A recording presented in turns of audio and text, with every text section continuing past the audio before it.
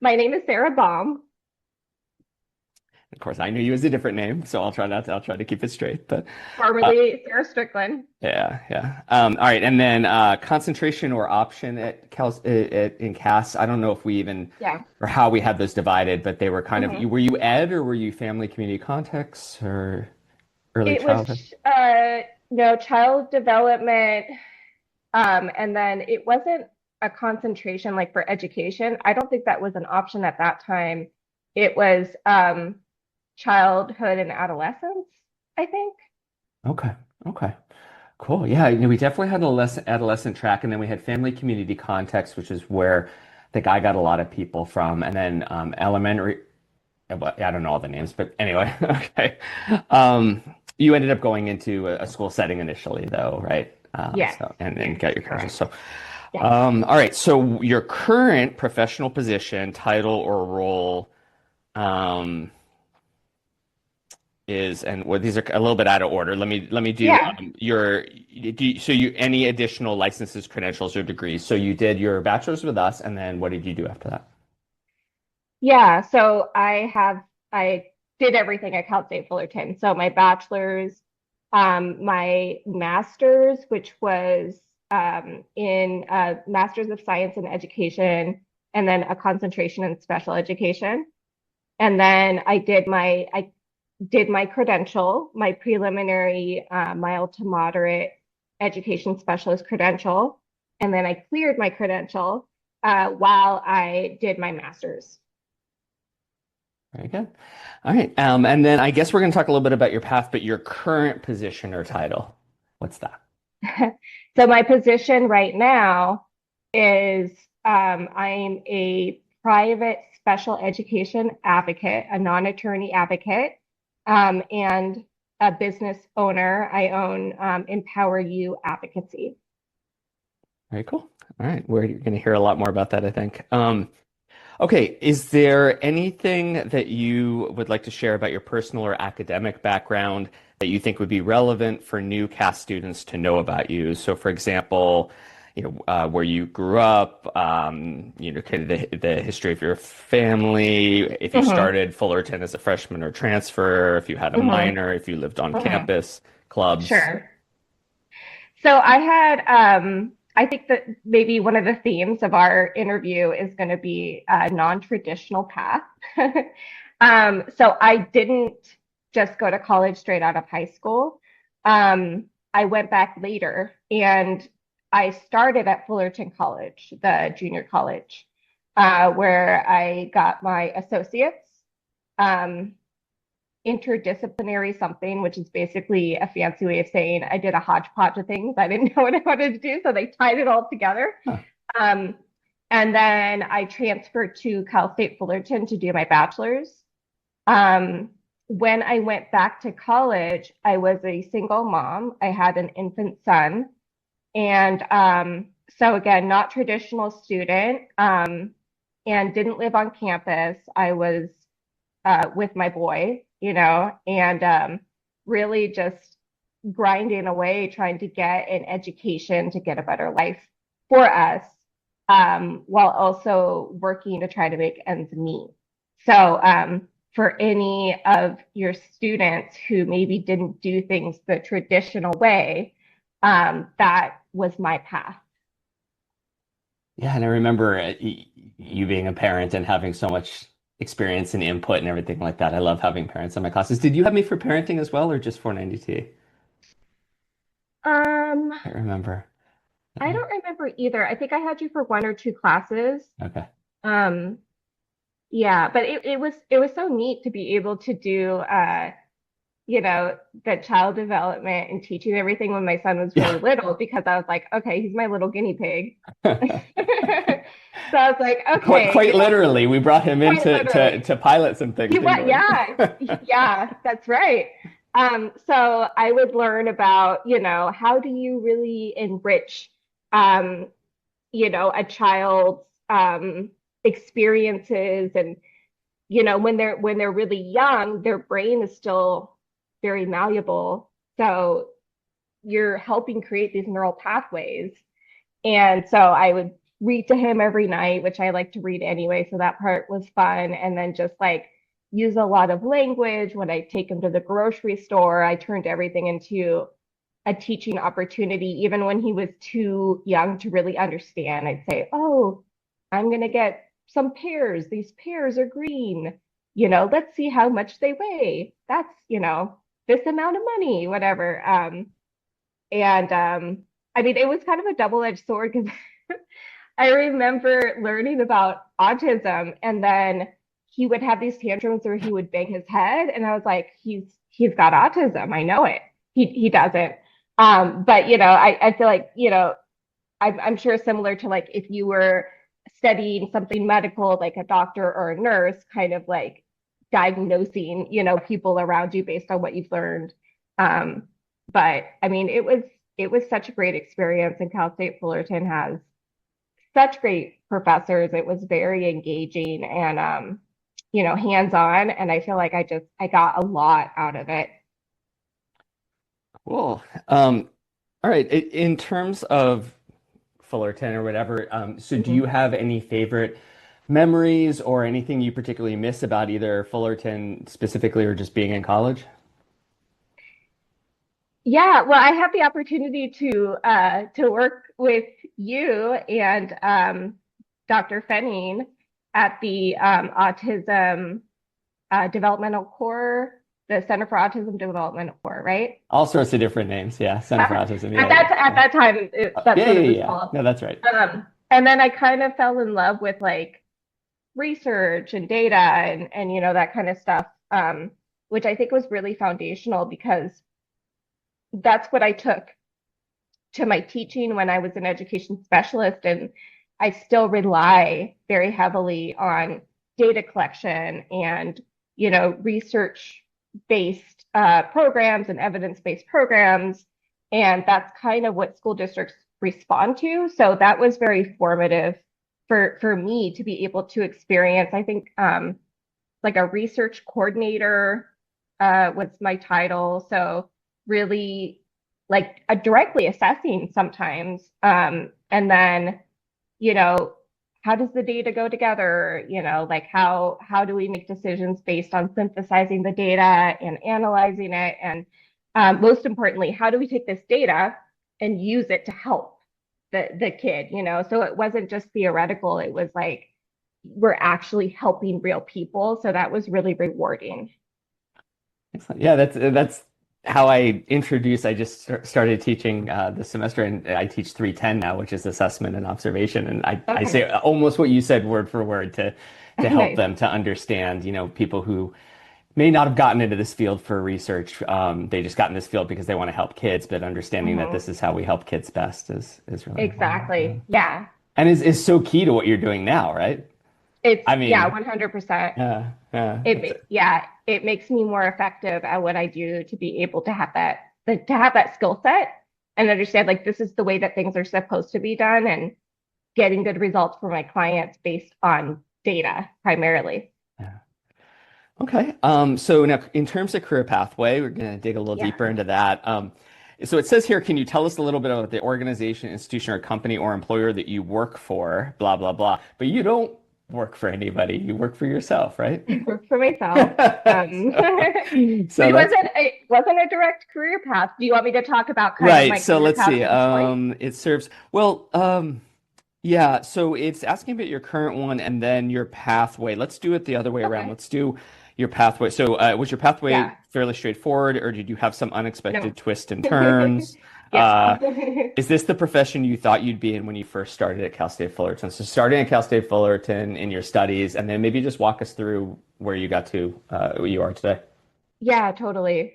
So initially, my vision was to be an elementary school teacher, not necessarily special ed, just general education.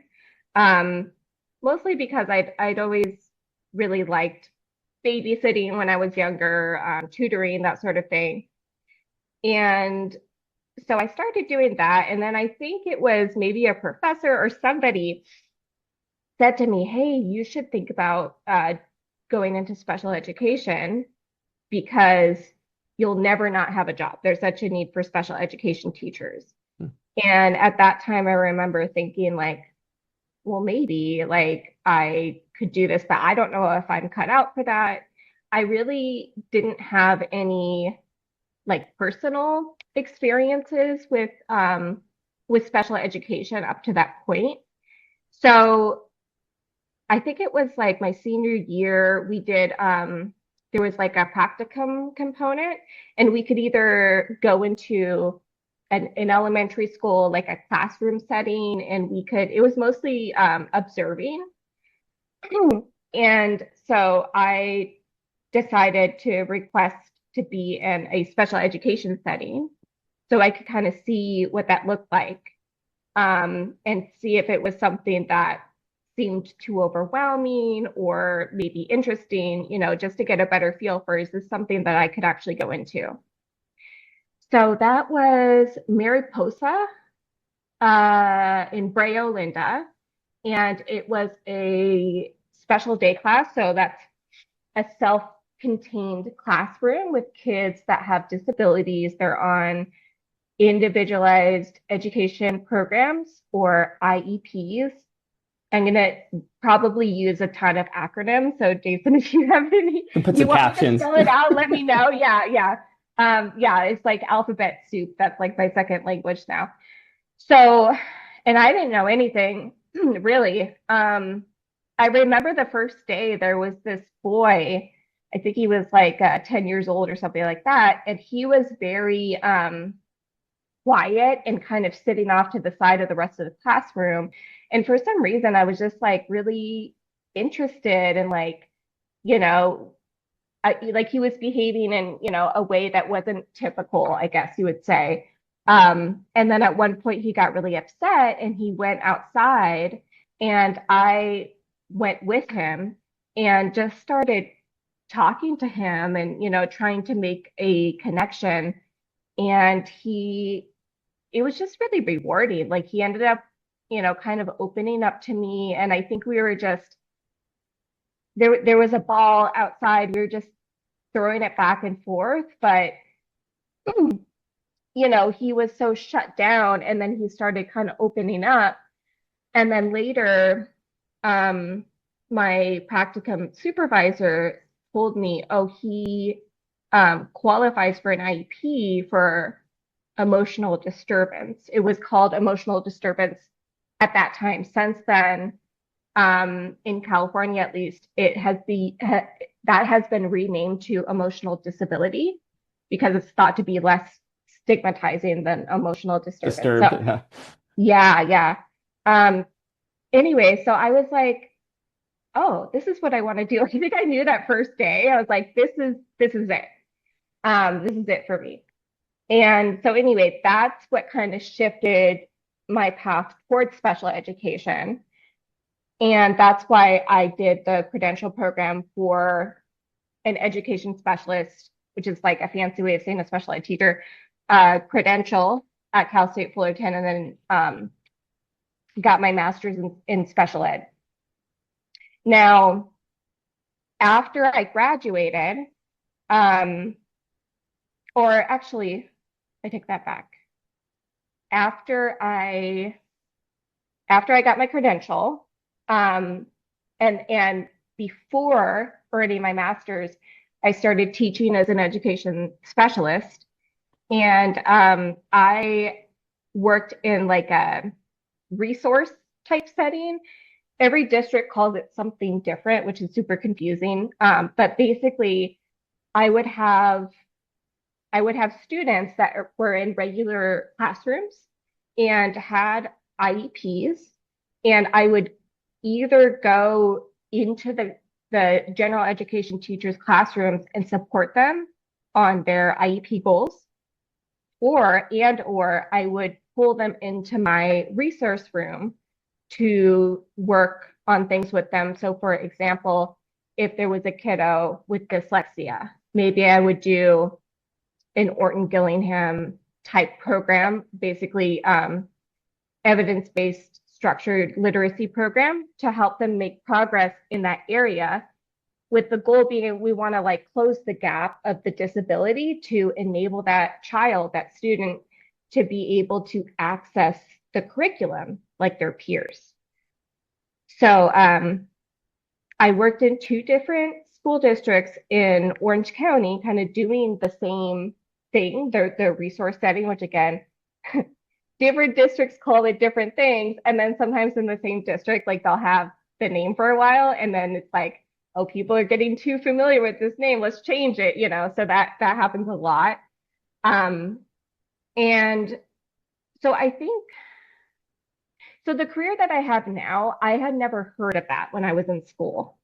And I remember it wasn't at the first district, it was the second district that I worked in that was like pretty high, like SES, like pretty, you know, high income district. And I remember I had this IEP meeting my first year there. Like I had only been there for like teaching for like a month and a half, 2 months. And the program specialist, who's kind of like in charge, like the boss of the IEP team, they usually oversee several schools. She's like, we got an advocate on this case. So, you know, you got to make sure you cross your T's and dot your I's. And I was like, I don't even know what that is. And then I remember, you know, the rest of the IEP team, most of them had more experience than me. They were like, oh, an advocate, oh, you know, just like really like negative about that. And I was like, okay, well, I don't know what I'm in for, but you know, let's see. And the advocate that came to that meeting was he brought donuts, which was nice. He was actually really, you know, he wasn't like what I was envisioning based on what other people had, you know, kind of their attitude at the school side. But I noticed everyone was kind of on edge during the meeting. And then I remember because again, it's super data driven based on my training with you initially, Jason, like, so thank you for helping me form that foundation. But, you know, everything that I did for this particular student, I was like, okay, he's got the data shows that he's got this specific deficit. I'm going to do this specific program, you know, and XYZ.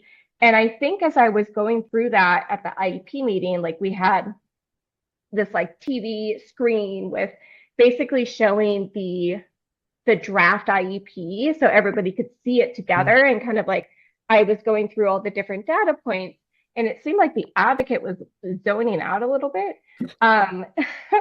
which is understandable because it's a bunch of data. It's probably boring for most people. And then like a few minutes later, he's like, hold on, like, you know, why did you decide to do, you know, this or that or whatever? And I was like, well, I'm glad you asked. You know, if we actually look up here, then we can see this is why. Like I had already said it, you know. And he was like, oh, okay. And then after that meeting, the program specialist was like, you did really well. Like she was like surprised. She was like, okay, like she was like, I was wondering what you were gonna say to that, you know, and you handled that really well. I was like, okay. And I think from my perspective, I wasn't necessarily intimidated by an advocate being there because I was like, I know what I'm doing. I know I'm good at what I'm doing. I know that everything I'm doing is for the in the student's best interest. So anyway, and then I had like a couple of other experiences with advocates. Nothing too crazy, but I heard lots of horror stories from my colleagues of advocates that would come in, be super demanding, not really understand what they were talking about, and be like, you know, personally attacking the school team members.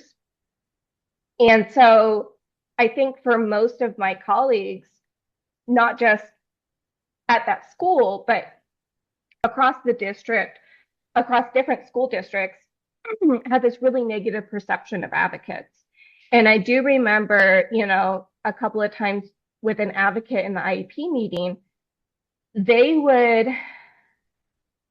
would be something wrong, that like on my side, from my perspective, I was like, oh, this kid really needs XYZ. They really need a behavior specialist looped in. And then when I was an education specialist working for a public school district, I would tell the program specialist, like, so and so needs this. I have the data to support this. And the program specialist would be like, oh, that's great, but we're not going to because whatever. And so in that position, there, oftentimes we weren't really listened to. And then I wasn't allowed to say during the meeting, like, go against the boss and say, like, oh, this kid needs a BCBA. So I would wait for the advocate to say, oh, this kid needs a BCBA, and they wouldn't say it. So I would think like, or mouthing to the advocate, BCBA. Yeah, exactly. So I was like, okay. It's like, gosh, if I had been the advocate, I would have said this, and that got me to start thinking. I was like, well, what is this job, and like looking into it, and then realizing like, oh, there's no like official like overseeing agency. There's no licensure or credentialing that is required. No wonder there's some crappy advocates out there, because like anybody can hang a shingle up tomorrow and say, hey, I'm an advocate. And would hear about stories where advocates are charging, $300 an hour or something, and just making things worse, like trying to antagonize the school team to drag out the case to make money. So I would say, especially after COVID, with the, virtual learning that, went along with that, when I was, still working in the school district, I started seeing some really big gaps. And when I say gaps, I mean like what the child needed versus what the school or the district was willing to provide for their IEP.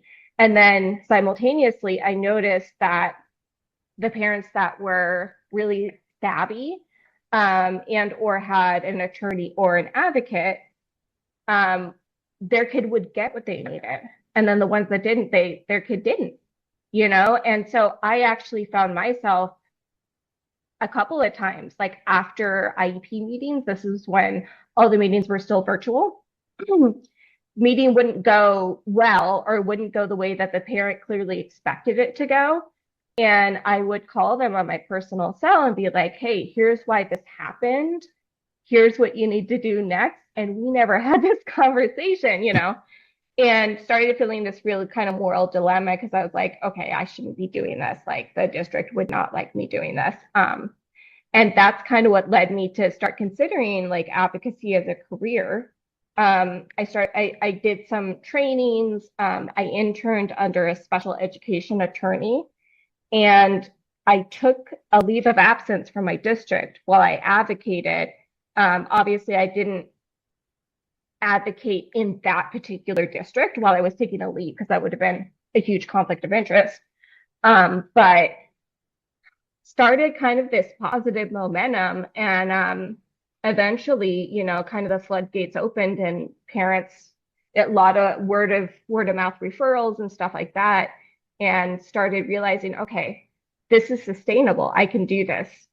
And that's when I put in, tendered my official resignation, and then here I am today. So, and I have the last district that I worked in, most of my clients are in that district.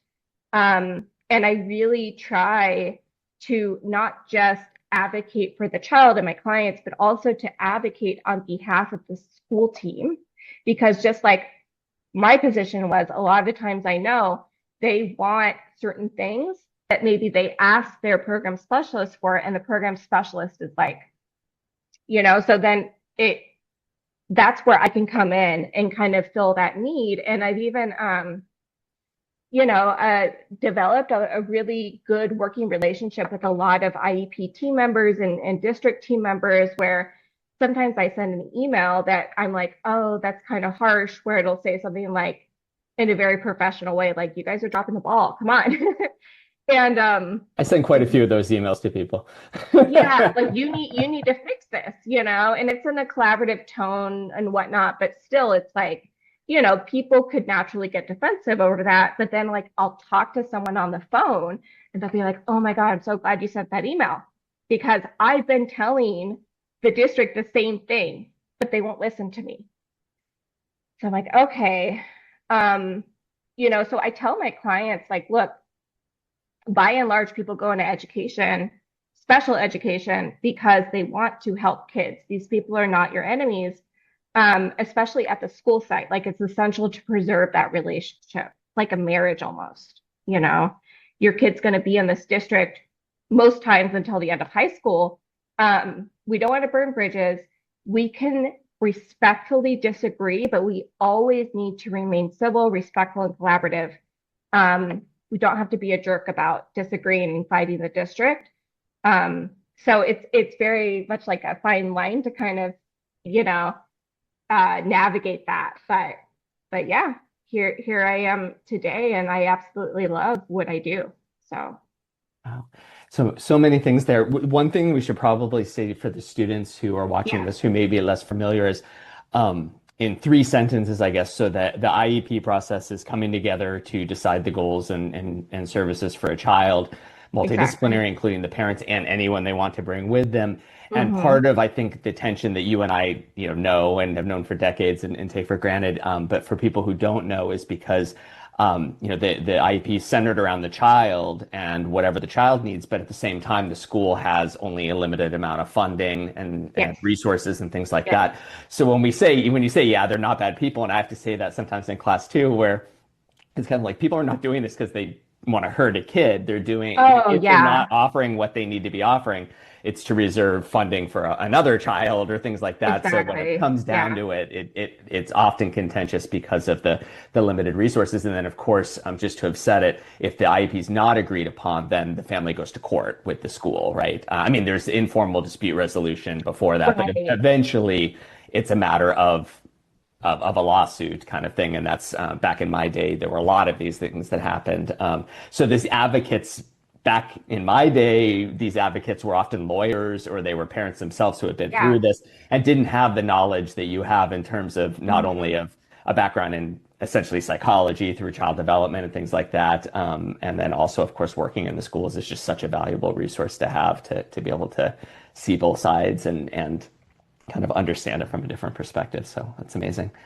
And then in terms of Thank your you. career path, I mean, I guess the things that I heard were, listen, be open to new opportunities because you had somebody say, "Hey, how about special ed?" And you said, "Oh, what's Yeah. that?" Right? You were Yeah. curious about it, and then you Hmm. sought a field work to try that out, which a lot of Yes. times students will choose field work based upon, oh, this fits into my schedule or something. But you were really thoughtful in the field work that you chose, and then that field Hmm. work did what it was supposed to do, which was give you an experience that you can either love or decide that it's not for you, and you loved it. So, um, Yeah. so kudos for yeah, I mean, just the thoughtfulness you put in, and then of course the big thing is, and part of what impresses me so much about your trajectory is that you were in a situation, and a lot of us just say like, okay, this is what I'm doing, and I'm doing this for the rest of my life, and you were able Hmm. to not only say, maybe there's a better position for me, but also just there's that silly, I don't know if it's silly, that Venn diagram of like how to choose a career. It's like, what are you good at? What does the world need? And what's the other one? It's like fulfilling or something. Yeah, or Like, can you get yeah. paid for it, right? But Oh, right, right. no, I think it's what am I good at? What do I want to do? Yeah, right. What do I want to do? What am I good at? And what does the world need? And that's just so cool that you were able to, from your viewpoint, say this is that I'm good at all of this, but especially understanding these processes, and you're passionate about it, and then also you recognized it was an equity issue. It sounded like that it was just kind of like these poor, I know I've seen this going well and I've seen it not going well, and not only Hmm. does that stink in and of itself, but also the kids that and families that it's not going well for are the ones that just don't have the resources and things like that. So. Right. Right. So I think Yeah, equity, in addition, you've talked a absolutely. lot about how data driven, Fullerton and Cass are very data driven. You've talked about that, but I think there's also a lot of, we pushed a lot of equity in our department and things like that. And it's clear that you recognized an issue that was concerning and are doing something about it. It's amazing. Yeah, I remember too going through the credential program, like it was hard. It was very rigorous. Both the credential program and the master's program, but I took away so much from it. And I think I realized when I graduated and I was teaching full time that we would have teachers that had been trained by different colleges. And I would, be talking with them about something like, oh, you got to do that in your credential program, right? And they would be like, no. And I think that's when I realized, wow, like I really got the most bang for my buck because the program was structured in such a way that it was very thoughtful about trying to, teach you all these different areas. Um, and then going back to what you said about equity, I think that was one of the things too that made me realize this discrepancy. Like I remember learning about co-teaching. And Marilyn Friend is I think I don't know if she's an inclusion specialist or what she is, but she was the person who pioneered that.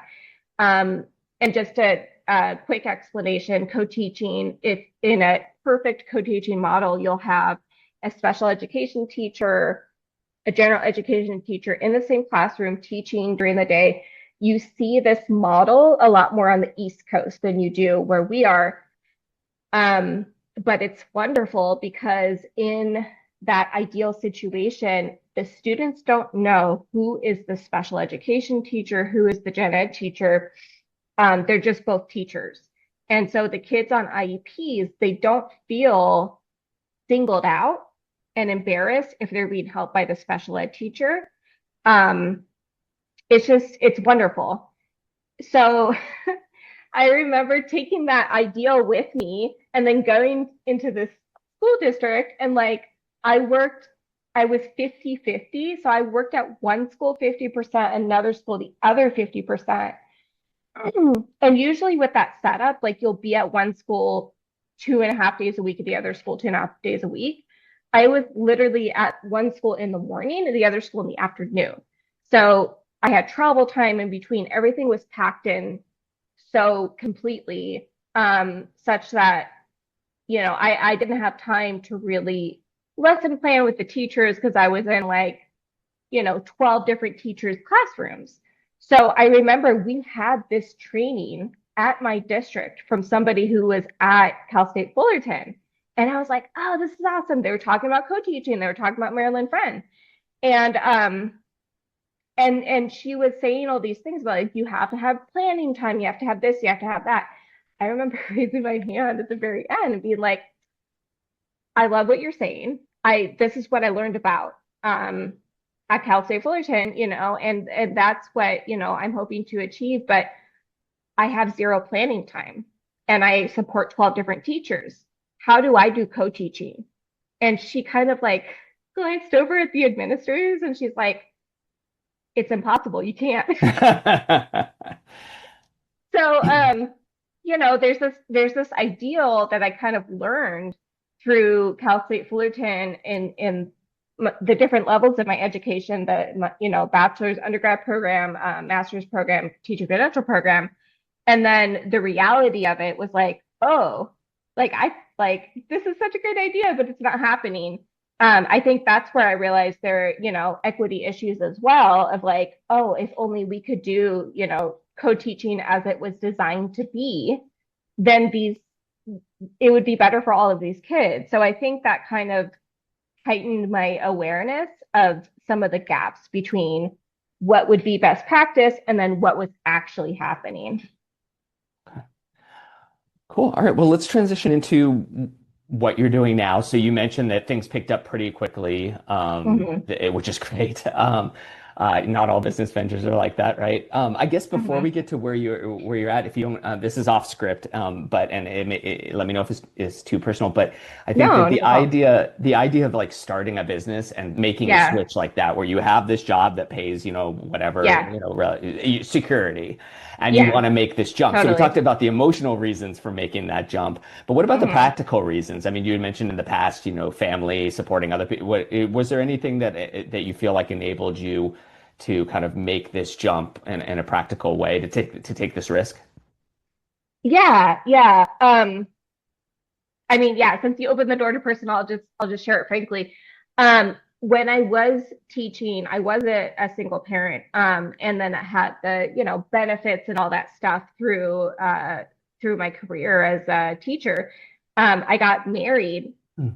and so that's kind of what enabled me to make that switch because the first, I don't know, 6 months, they weren't profitable at all. Like I wouldn't have Right. been able to um support myself and my child with that. And then on top of that, like I had such great benefits because I worked in a public school district. So then I was able to go on my husband's, and that's what enabled me to be able to do this. But I completely understand why, more teachers or more school district employees don't do it. It is a huge risk, and you have wonderful benefits as a school district employee. You have, you don't pay into Social Security.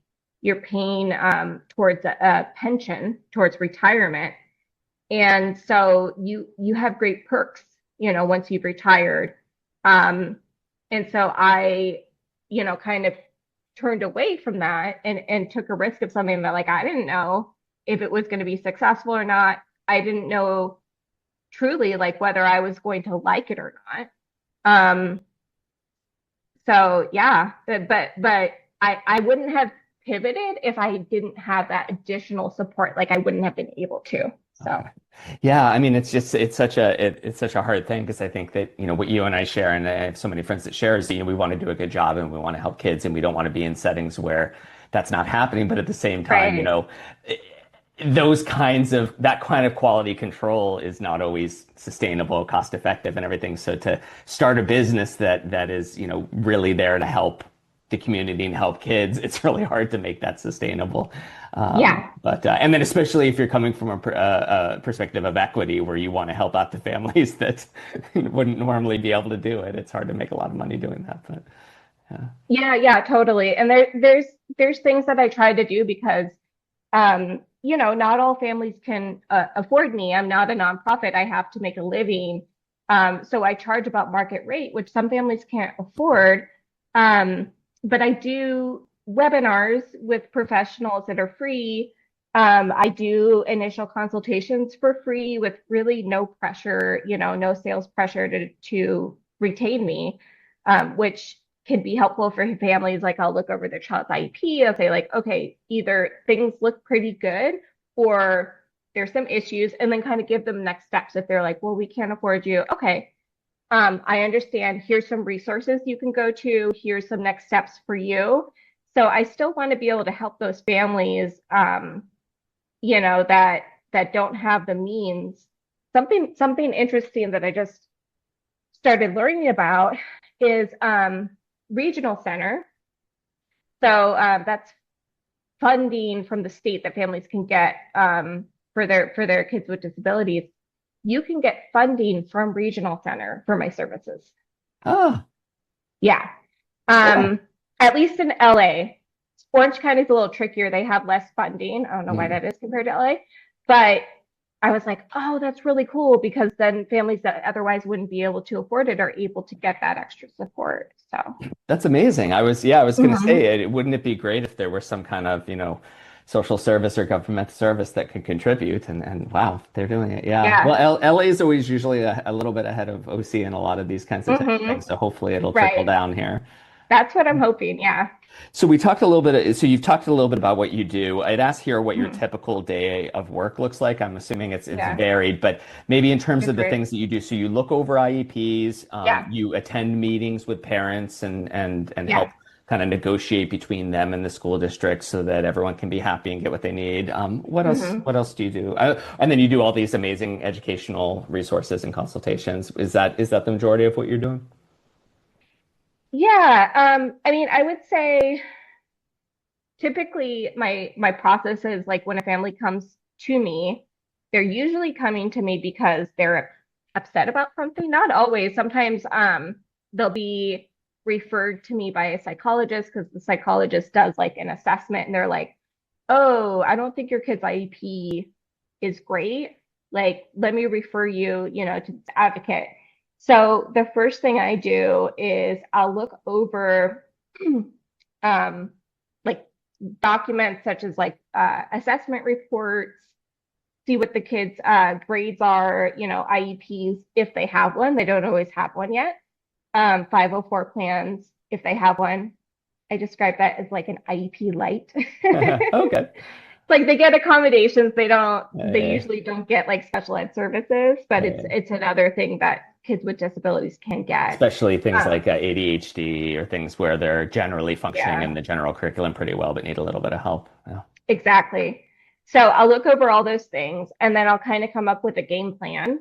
Because it's one thing for me to be able to analyze and say, like, these are the issues, but that's not enough. Like ultimately the parents want to know, okay, great, how does this help my kid? Like, how can you help my kid? Um, so then I put that into like actionable steps. And usually, you know, oftentimes we'll call an IEP meeting. So as just a little bit of background, IEPs they're like rewritten once an annual year, not a school year, an annual year. And they do like an official battery of assessments every 3 years by law. That's called a triennial or reevaluation. Um, so they have to be held, the meetings have to be held at least once a year, but the parents have the right to request an IEP meeting at any time. And once they request one, it triggers a legal timeline, and then the school has to hold an IEP meeting within 30 calendar days, not school days, calendar days. So, so typically I'll go to that meeting with the family, and I think my process is kind of unique because I have that school experience and having sat on the other side of the table. And I will send them, some of our concerns, some of the family's concerns, ideas for how do we fix this. Because I remember having advocates come to IEP meetings, sometimes I would feel blindsided by their questions. That's not fun for anyone. Usually have the program specialist sitting in on IEP meetings with an advocate. So essentially, you have your boss, you have your colleagues, and it's a very sensitive, intense situation where you have an advocate calling you out on stuff in front of your colleagues and, can put you in a position to be defensive. And then that's not productive. So I try to avoid all of that as much as possible and make that school team feel valued and respected and like, hey, I'm just being direct. I want to support you guys with supporting this student. Here are some of the issues. We're giving this to you in advance so you can prepare. There's no surprises at the IEP meeting. Like nobody's in the hot seat. I mean, sometimes they are, but I try to minimize that, right? Or if a school does an assessment, I always request a draft of the report in advance. These are like super long, like And you get them the night before. get them the night before sometimes, but I always say like, hey, I want to try to get this 3 days in advance or whatever. Legally, they don't have to, but it's best practice. So I will review that in its entirety with my clients before the meeting. Then we mark up the PDF with questions and concerns, and I send that to the team. Say like, hey, we're fine with you skipping the usual share out of what this means. The client already understands what it means. Let's not, let's be efficient with everyone's time and just focus on the questions and so forth. Because usually when you do have an advocate or an attorney in an IEP meeting, like it's not just one meeting. It's a part two and a part three and a part four. The only one who really benefits from that is me because I make more money if I go to more meetings. It's not an ethical reason to have multiple part meetings. Most importantly, if you drag it out in that way, the child is delayed, you're delaying support for the child. So I'm a huge fan of efficiency and I'm like, hey, let's just focus on the substantive things instead of just, going through the usual checklist. that makes it so that we're actually having a dialogue, we're having a conversation where everyone feels, their input is valued instead of what typically happens. And I mean, this is just how it usually goes. Like the school psychologist reads their thing, sometimes verbatim, which is very painful. And using all this jargon that the parents like, they don't understand what's going on. And then at the end of their share out, they're like, do you have any questions? And the parents like, no, that sounds good, but they don't really understand what that person even just said. And they're like, okay, I'm going to turn it over to the speech language pathologist now. They read, Yeah. okay, any questions? No? Okay. Education specialist. And then it's just like, nobody, like my brain is so full by the time you're ready to share, like I'm out of like, space to even cognitively be able to process what you're saying. So like I want to get rid of that and put the control back in the parents' hands, and the whole team, and really focusing on that, because that is what is going to get the best results for the kid. Oh. Well, after we finish this, we should stay in touch because I'd love to know, like, having been in many IEPs that are exactly as you described, like it Yeah. seems like maybe you should write a piece on something or like some kind of policy piece trying to revamp how IEPs are done, because more and more now I'm seeing like the schools sending the IEPs ahead of time and Yeah. utilize kind of flipping the classroom, if you will, to more of a discussion base. But Yeah. I don't know if there's anything in the literature about that. But if there's not, you should write it. But There's some districts that do that. Like the school psychologist will call the parents before the meeting. They'll go through the report. But the reality is, like, sometimes the caseloads are just too big. They yeah. don't have time. Yeah. So, Well, and in the past too, again, just to put it in context for a second, is that in the past, you said you didn't want to call anyone out or make it conflictual. That was what yeah. it was because you Yeah. just assumed that it was going to go to court back in the Mm-hmm. day for children Mm-hmm. with autism specifically because the service Mm-hmm.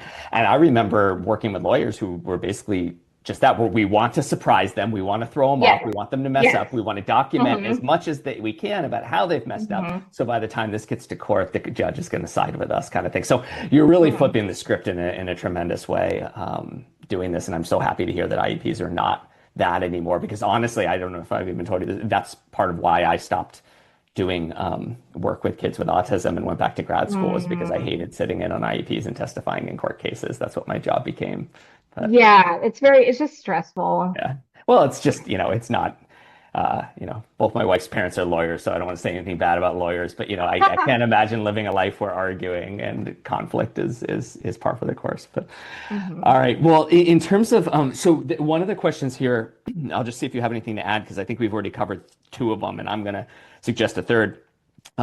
It talks about how the CAS degree, major, or course helped you in your current profession in terms of things you've taken from our department. And I know it's probably hard for you to piece out what was our department versus the rest of Fullerton, but that's cool. But I think what Mm-hmm. we talked about, the data driven, the respect for data in terms of Yeah. helping kids. We talked about attending the issues of equity, which I think sounds like it played a role in your transition. I would Mm-hmm. add, just if upon hearing you talk too, that the orientation towards cooperation and collaboration and things like that. I'm not sure we explicitly teach that in our department, but I like to think that, hopefully maybe your ability and your inclination to help people get along is something that's, that would be great. That would be great if we contributed to any of that. Is there anything else you can think of from Fullerton that you're like, wow, I'm really glad I took CAS, or I'm really glad that I went to Cal State Fullerton for what I need to do now? I mean, I remember, like, I don't know, a couple of things have really stuck with me. I remember you saying when I was in your class, like, you've met one kid with autism, then you've met one kid with autism. And at the time, I didn't know anything about autism. I was like, oh, what does that mean? And that kind of like was one of the things that, I guess kind of led me towards special education. Is just like, oh, I don't know anything about this, but like, what does that mean? Does it mean like, and then later on I learned obviously there's the spectrum and all those things. But going back to what you said about collaboration, the experiences that I had both in undergrad, grad school, credential program, the faculty were so inclusive and supportive.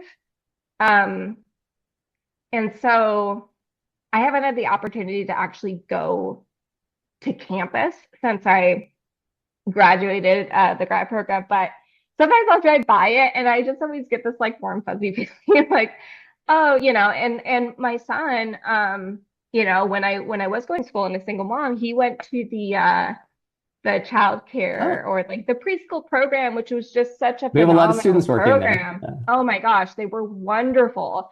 It was such a cool program, and like I remember touring, seeing all the really cool things they were doing and thinking like I would want to be here.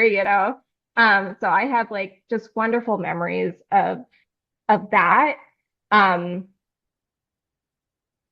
yeah, I felt like the professors were people that really cared about their students and would work with you and just wanted to see people succeed. So it was a very like supportive environment and a nurturing environment. And that was, I think, foundational. Um, like we could engage in dialogue and like we could disagree with professors and they would be respectful. I remember when I was at Fullerton College, it was weird. There was this like class that I took, and I remember the professor saying something that I totally disagreed with. And so I said something. Um, I think I said it in a respectful way, but he was not happy. And he started like getting really sarcastic and rude. And I was just like, oh, I don't like that. So I think being able to have a healthy debate and still maintain respect and um, be civil towards one another and collaborate while disagreeing is a very kind of specialized skill. And part of that grew out of my experiences at, Cal State Fullerton with professors that like were like, okay, I hear you disagreeing, but like they didn't personally feel attacked by it. So Cool. Oh, that's amazing. All right. Well, I guess the last bit would just be anything that we didn't talk about or any advice that you would have for students based upon the career that you've had and the path that you've taken. yeah, so I don't want to, I don't know, I want to be clear in saying that I still have a ton of friends that are teachers, education specialists, school psychologists, principals. Um, so by sharing, that my career path took a different direction and that I ended up, moving on from working in public school districts isn't to say that like, if you want to be a teacher, if you want to go into that field, it was so incredibly rewarding. I loved my job. I didn't leave because I wasn't happy. Mm. Um, and I do miss teaching. I have one kiddo that I tutor, which kind of fills that bucket a little bit, but it's not quite the same, you know? Um, so if you want to go into that, the public education is definitely in need of good teachers, people that are passionate and care. If that's the field you're considering, something I had to learn the hard way is like you have to take care of yourself. You Mm. have to set firm boundaries um, to protect your, I don't know if you like Taylor Swift, but she recently did an interview and talked about like, her time being, like you have to treat your time as if it's expensive, as if Mm. it's valuable. And so you're the one who gets to decide what do you devote your time and energy to. And I think a lot of teachers get burned out because they care so much. Um, there's a term for it. It's called compassion fatigue. Mm. So you have to be able to still, honor your own time and fill your own bucket with things that bring you joy and understand that this is your life and then your career fits around that, not the other way around. And a lot of teachers, because they care so much, this is their career and their life fits around it. So in these like fields where you're helping, whether it's therapy or social work or teaching, or being a nurse, you have to honor your time. You have to do the things that bring you joy and take care of yourself, and you have to prioritize that. Because if you don't, you're going to get burned out. So I would say that, for most of the people that are in the CAS program, they're probably planning on going into careers that obviously they want to help kids. They want to, take care of kids or teach kids or whatever the case may be. And if you're not healthy and if you're not balanced and getting what you need, you're not going to be able to give other people what they need. So you have to come first. Excellent. All right, well, Sarah, this has been a pleasure. I've really enjoyed hearing about your whole journey. I've heard bits and pieces as we've gone along, but I haven't kind of, known the details of it. So it's amazing and very unique. And I think it teaches people a lot about whether it be, the responsibilities you had to your family and managing that with school and powering through that, or the career change that you made, even Mm-hmm. after being established. I mean, those are all just so unique. I think reminds people that, you can do a lot. There's a lot of if you just think differently and think outside Yeah. the box. Totally. And I would say one more thing. I love collaborating. I love networking. I love meeting people. So if any of the CAS students ever want, please feel free to reach out to me. My website is Empower You Advocacy. You could go to scheduling and there's like, not just for new clients or, existing clients, but it says like a professional Mm. collaboration. So there's like a 30-minute slot, a 60-minute slot. Like if my career field is something that it sounds interesting to you, feel free to reach out to me. Or if you want to go into special education teaching, feel free to reach out to me. Like those are my allies. I have tremendous respect for the people kind of on the, front lines, so to speak, of public education. So, I think we're stronger together. And in terms of wanting to come back to campus, I mean, I wanted to do this in person, but it worked best for the format to have it on video. But we need to Yeah. bring you back. We're doing Yeah. more I'd and love more that. with alumni and having meetings and Nice. mixers and things like that. So we need to get you back to campus sometime soon. Yeah. I'm down for that. Let me know. All right. Well, thank you again so much, Sarah. Thank you, All Jason. right. Take care. Bye.